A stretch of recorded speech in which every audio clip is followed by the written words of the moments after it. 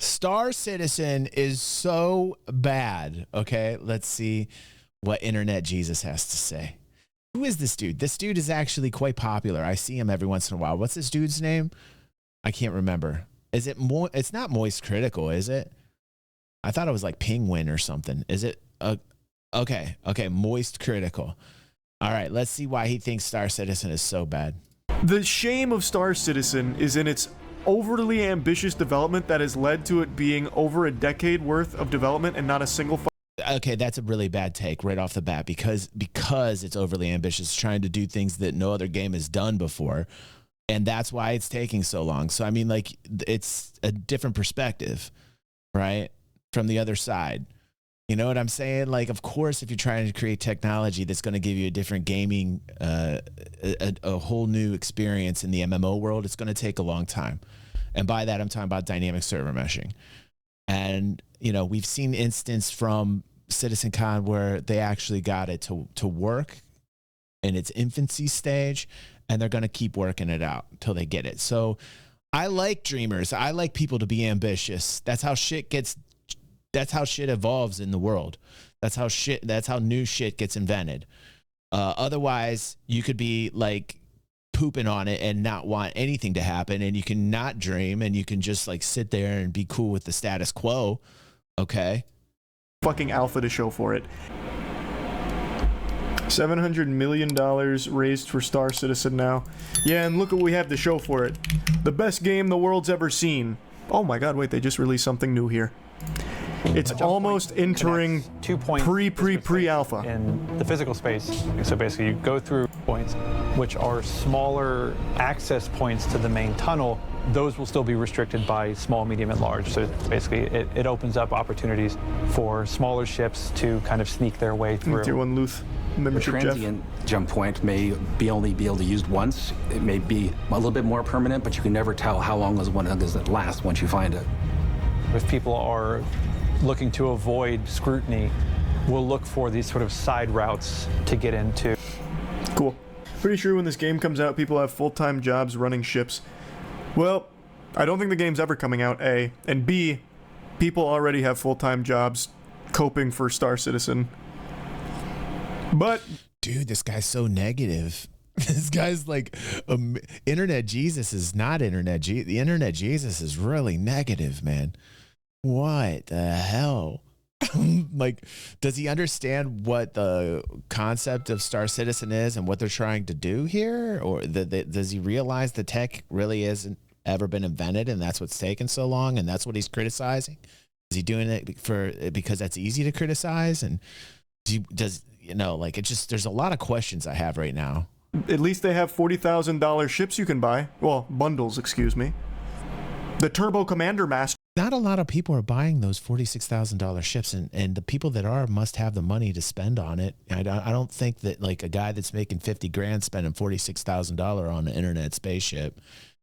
It's those $46,000 spaceships. The amount of volume sold on those, I wouldn't think is like amazingly huge. Yet they're there for people that have that kind of discretionary income. Yes, I'm jealous, and no, I would never do that. But like, obviously, that helped us get to 700 million. I mean,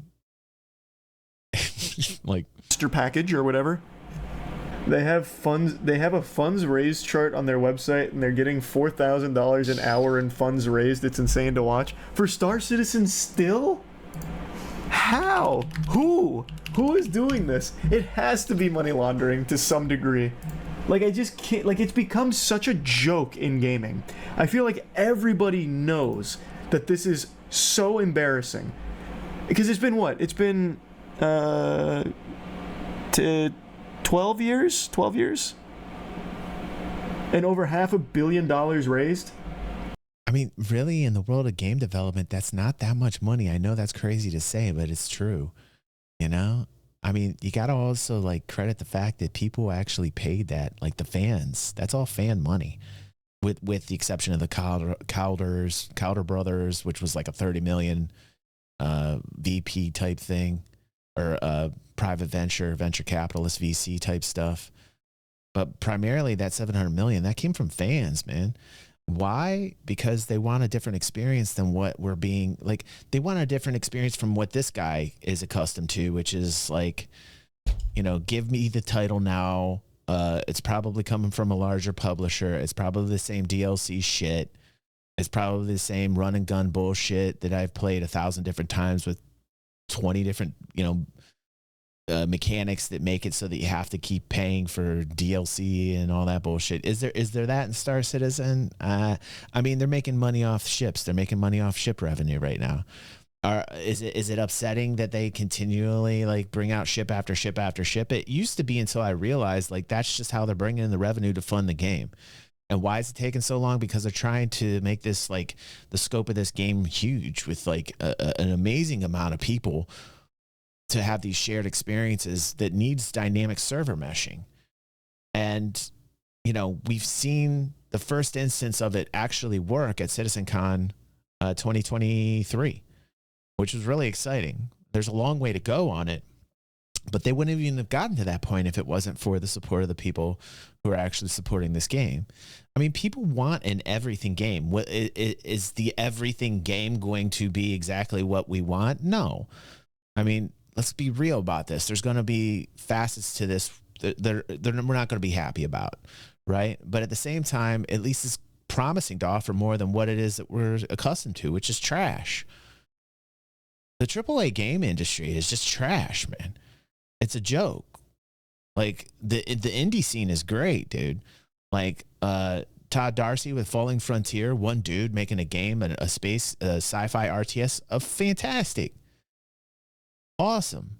Like the indie space is blowing up. This used to be like a small indie project, Star Citizen. It had 13 people.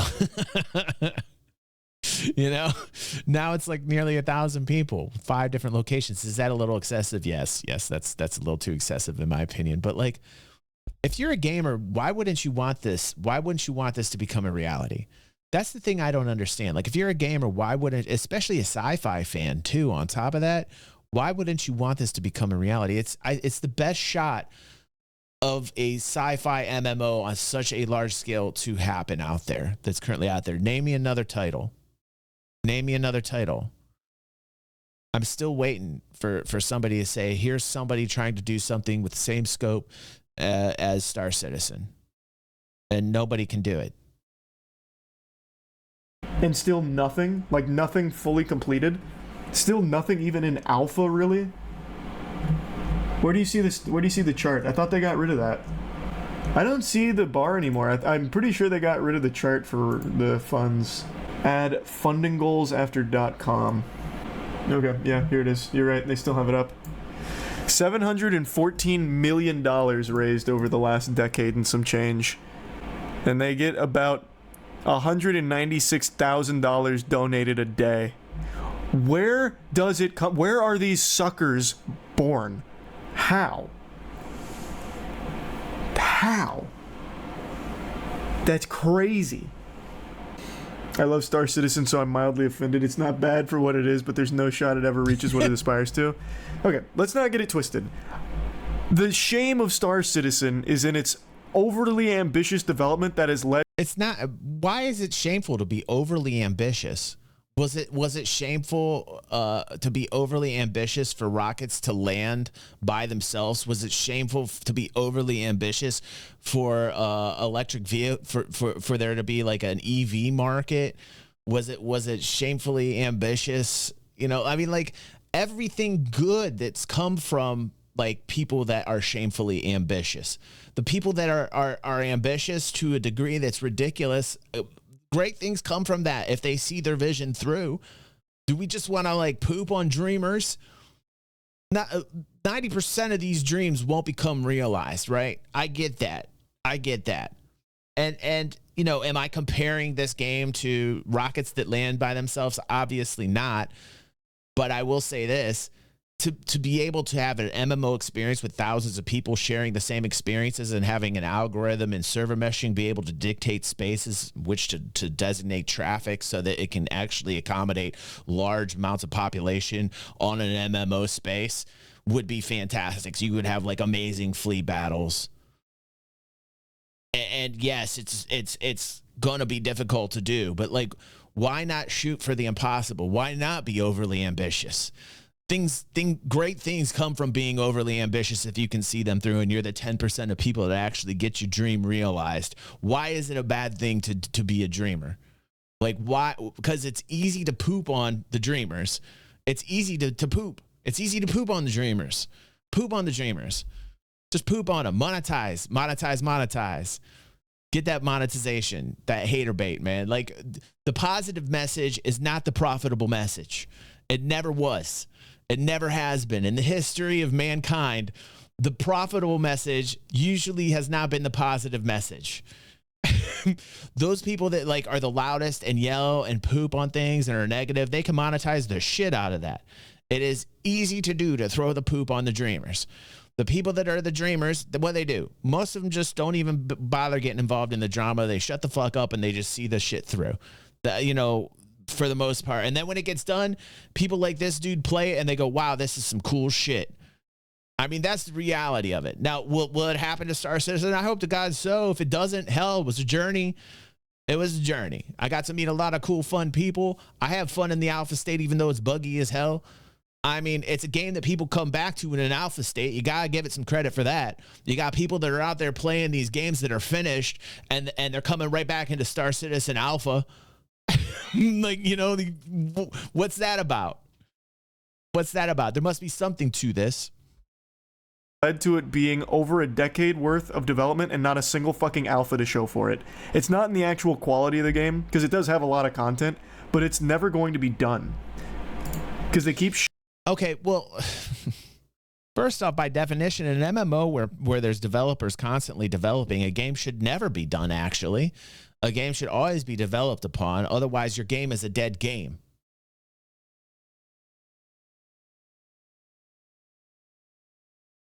Shooting for further and further more unobtainable things, and it's just never coming. That's the problem.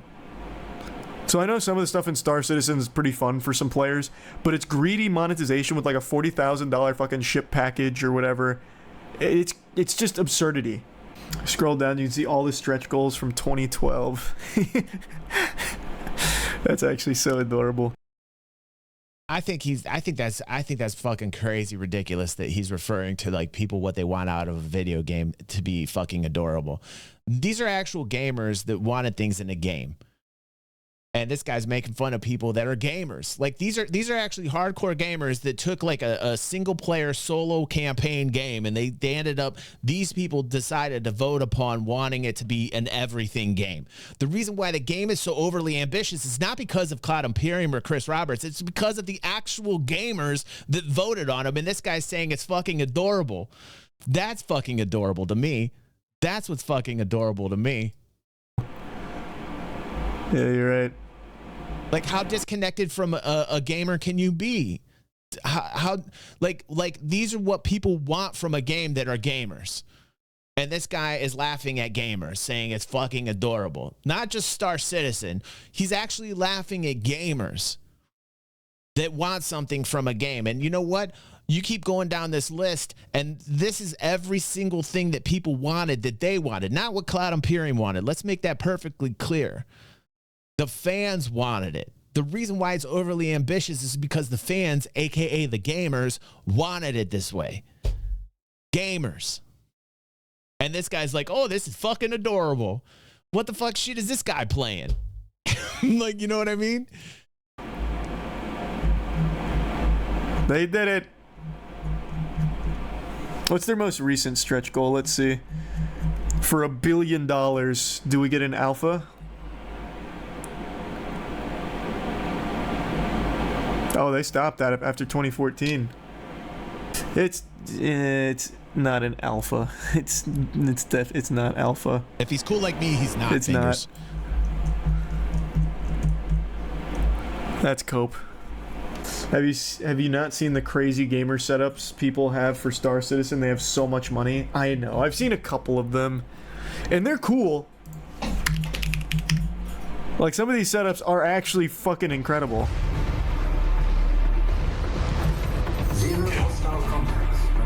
But goddamn, a year from my previous Star Citizen cockpit tour, and with some major changes like the big curved screen here, I think it's. They just came out with a $900 chair for Star Citizen. Like, I would argue that some of the most hardcore gamers out there are sci-fi fans and sci-fi gamers. I think when it comes to money being spent on games, it's generally in the sci-fi genre, man. These all of us are like usually in it to win it, you know. I don't have the kind of money for this shit, but I'll tell you what, I'm jelly when I see this. You know, like when I see shit like this that you guys post in the Discord for me to watch on the morning show or after dark, and I start watching this shit, I instantly get jelly. I don't have the money for this shit, but goddamn, if I did, you can sure as hell bet I would have one of these. You know, if I had that kind of discretionary money, I would be, because I am a hardcore gamer, man. That, like, this shit is awesome to me. Same Love that. Cockpit. Because there is no overkill. You just funded some more blanket physics. And before you get all excited, by the way, you know, so people that are just watching me for the first time, you know, like this guy is like super like white knight guy. I am not. I've had my moments with Star Citizen, you know. I think all of us have. Like, we've been on a roller coaster with this project. This, you know, let's, you know, to let you guys know that I'm rational. I've had my times where I've been completely upset with the progress or the business model. I've been following this for years upon years, and I keep coming back to this title. This is what I cover primarily on the channel here, because to me, I want this experience, and I think there's plenty of other people out there that want it. So I've had my moments with Star Citizen plenty. Use the setup, desktop-based setup. I built decrease since any larger wouldn't be beneficial with most of the games outside the PCS. And also since 4K ultra-short projectors are expensive. This was the most expensive part of my project. It's on video, and right? ended up costing me total about 4,000 euros, including some of the most epic projectors. in the That's world. actually a lot cheaper than I thought it would be for a setup like that. Holy shit. Optima UHD 35 STXs here, just because they were the cheapest 4K projectors I could make the setup work with. I thought for sure that would be over 10. Like, just for the projector and screen. All that for the gameplay of spending more money on ships. Yeah, pretty much. Look up Banky Star Citizen room, it's the best one. Yeah, I know. This guy has an insane setup. I don't think I've seen this one. Yeah, this is insane. This guy, this is in this dude's house, man. I think he even has a fucking kitchen in this thing. We've watched this before. This actually looks like the Star Wars hotel. Holy shit. Wow. It looks better than the Star Wars hotel, yeah. Is he still using it? Does it? Oh wow, that was not what I expected. I thought this was like a Star Citizen creator. No, he just loves his chicken wings, man. So it's all mukbangs? And he just happens to be a real big Star Citizen fan? I don't understand those mukbang channels. Cool.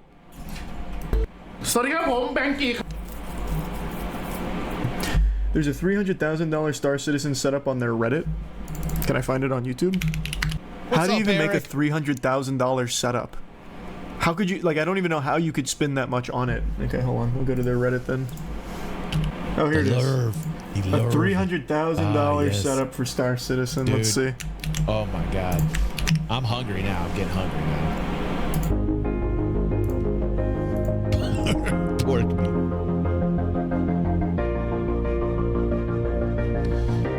What? To counter the 48,000 game package, I present that 300,000 gaming setup? What?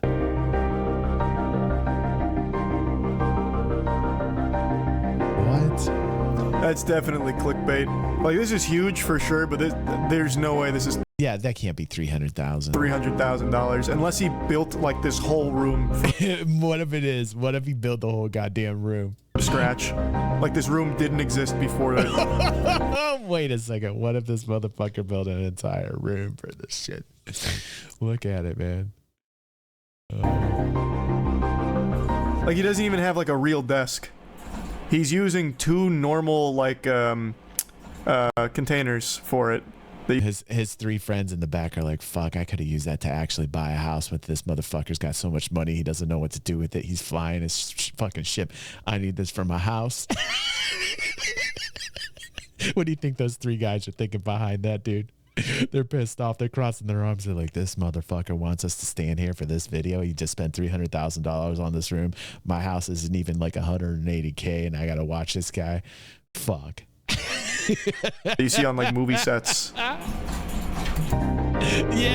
fingers, yeah. They don't look happy. Yeah, that's definitely just clickbait. 100% clickbait. And this is significantly worse than the other two for sure, yeah. It says the guy that says the guy that has the video entitled Star Citizen is so bad. He must be the expert on clickbait. This is just a huge screen in an empty room. No desk.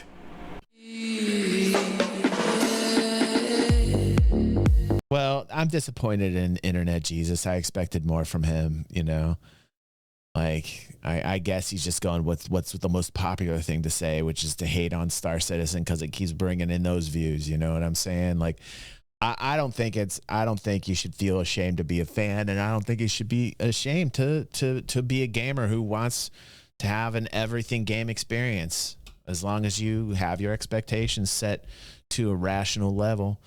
And, you know, if you ever get upset with the title, well, just play something else, man. Go outside, touch some fucking grass, man.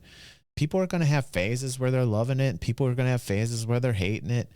You know, it's been around long enough for that shit to happen, and they're still developing it. They're still developing it. The reason why it's not a scam is because there are plenty of people making real world money, paychecks, working for Cloud Imperium, developing this title for everybody. And they're going to continue to build it despite all this, despite what this dude says, despite what I say. They're going to keep building it. They might fuck up a billion times from here to whenever, you know, but like, I don't see any other developer out there trying to do what Cloud Imperium is doing right now. Name me one developer that's trying to do what Star Citizen is doing. Maybe the developers of Ashes of Creation, maybe. But the scope is a lot smaller than Star Citizen's. You know, and I think the more people that come to this space that try to create this dynamic server meshing technology is for the better. I think that's great. I want to be able to play on a global scale with thousands of people sharing these really cool moments with little to no lag, and a lot of people would laugh and say it's not possible, but I don't think I think to say it's not possible is naive. I think that's a naive viewpoint. At some point, the technology is going to make it so that it will be a reality. At some point. I think it's naive to think otherwise.